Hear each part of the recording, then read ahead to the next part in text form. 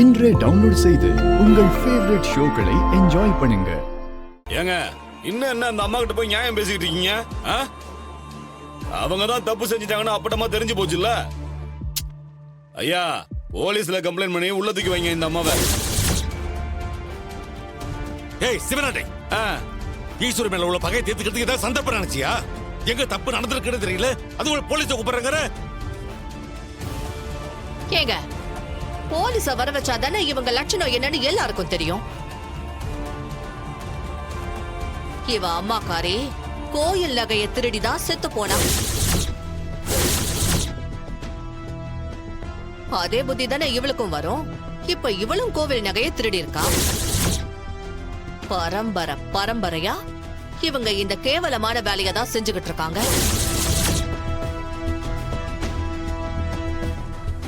இந்த மாதிரி கோவில் நகைகளை திருடுறதுக்கு எங்கயாவது போய் பிச்சை எடுக்கலாம். காளியம்மா, நான் இருக்கிறதுக்காக என்ன வேணா பேசுவியா? ஓ தராதரத்தை பத்தி இந்த ஊருக்கே தெரியும். நீ ஈஸ்வரி அசிங்கப்படுத்தி பேசுறியா? எல்லாரும் பேசுறத கொஞ்சம் நிறுத்துங்க. என் வீட்டுல இருந்த நகைங்க எப்படி போலி நகைங்களா மாறிச்சுன்னு எனக்கு சத்தியமா தெரியல.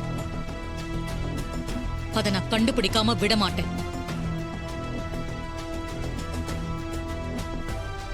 தெரிஞ்சோ தெரியாமலோ நடந்த இந்த விஷயத்துக்கு நான் பொறுப்பேத்துக்கிறேன். அதுக்காக நான் குத்தம் செஞ்சேன்னு நினைக்காதீங்க.